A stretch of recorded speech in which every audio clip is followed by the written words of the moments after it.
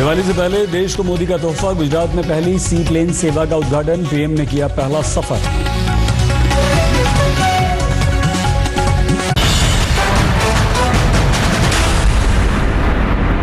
नमस्कार, मैं हूं श्वेता सिंह और आप देख रहे हैं आज तक। पर्यटन के क्षेत्र में सफर के आयाम में एक नया कोण जुड़ रहा है, एक नया आयाम की शुरुआत हुई है।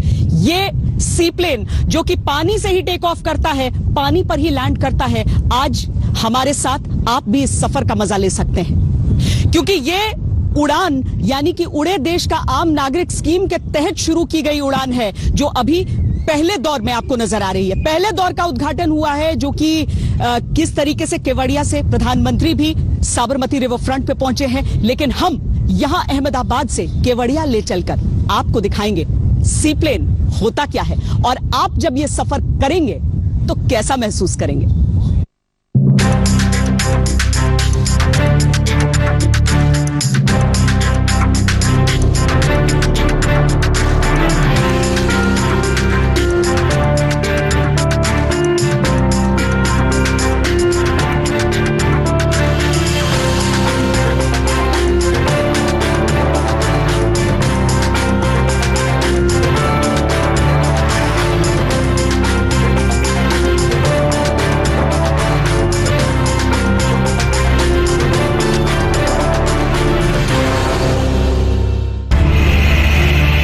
आपको सी प्लेन का पूरा सफर दिखाएंगे, लेकिन सबसे पहले आपको दिखाते हैं कि कैसे पीएम मोदी ने न्यू इंडिया के इस आधुनिक प्रोजेक्ट को हरी झंडी दिखाई।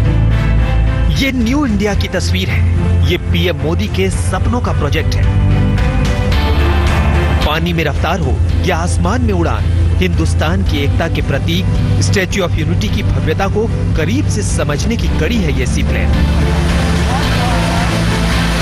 ये आपका वक्त बचाता है, ये आपके सफर को रोचक बनाता है। ये साबरमती रिवर फ्रंट से स्टैच्यू ऑफ यूनिटी की खूबसूरती को और अद्भुत बना देता है। जिस सी प्लेन का इंतजार हिंदुस्तान कर रहा था, जो सी प्लेन पीएम मोदी के सपनों का प्रोजेक्ट था, आज खुद पीएम मोदी ने उसे हरी झंडी दी।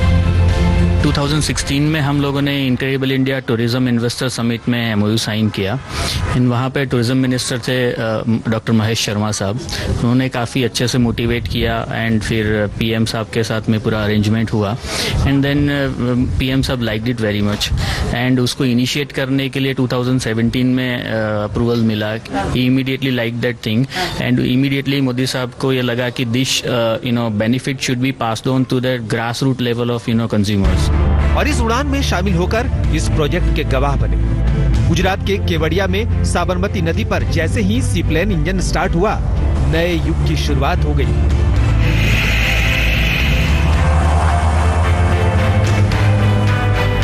अब पानी जमीन पर भी उड़ान सेवा के पर लग गए। सरदार पटेल की जयंती पर इस सेवा की शुरुआत हुई तो प्रधानमंत्री ने सी प्लेन से पहली परिक्रमा दुनिया की सबसे ऊंची मूर्ति स्टैच्यू ऑफ यूनिटी की ही की।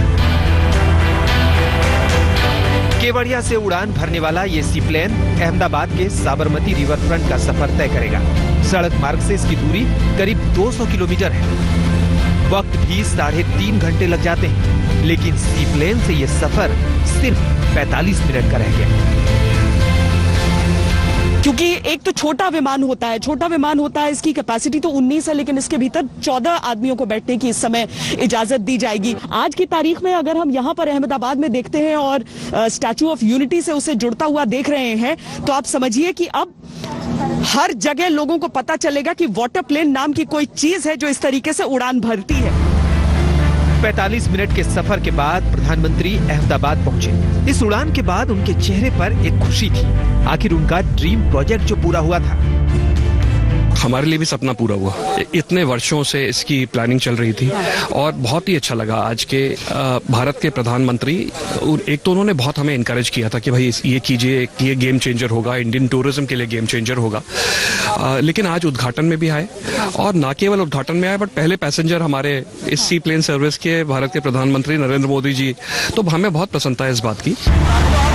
प्रधानमंत्री ने 2017 में गुजरात विधानसभा चुनाव के वक्त साबरमती रिवर फ्रंट में ही सी प्लेन का सफर किया था, जिसके बाद सबको इंतजार था कि आम लोग भी इस अद्भुत सफर का गवाह बनेंगे। जिसे अब हरी झंडी मिल चुकी है। अब साबरमती की भव्यता को आप आधुनिक ट्रेन के साथ देख सकते हैं, जो आपके यहाँ के सफर में 4 चांद लगा देगा।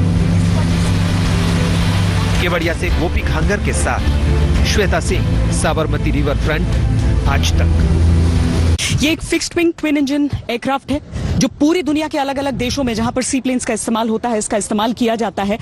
जब ये उड़ान भरता है तो रनवे नहीं, देखिए आप पानी पर किस तरीके से ये फ्लोट करते हुए आगे बढ़ता है, और एक तरह से समझिए कि इस फ्लोटर से फिर विंग की ओर वो शक्ति जाती है। अगर हम सरल शब्दों में इसे समझाने की कोशिश करें तब उसके बाद वो आसमान में उड़ान भरता है, और इसी तरह की होती है इसकी लैंडिंग भी। इस समय पानी पर खड़े हुए जिस तरह से ये हिचकोले खा रहा है, आप ये भी समझिए कि जिस जगह पर, जिस प्लेटफॉर्म पर हम खड़े हैं, इसके नीचे भी लहरें उतनी ही ज्यादा है, लेकिन इसका निर्माण कुछ इस तरीके से होता है कि यहां पर बिल्कुल भी हमें उन हिचकोलों का एहसास नहीं हो रहा है। इसीलिए आराम से हम वहां से आकर यहां पर चलते हुए और इस सीप्लेन में सवार हो सकते हैं, जिसके बाद जो आगे की उड़ान होती है वो हिचकोले नहीं खाती है, वो बिल्कुल एक स्मूथ उड़ान होती है।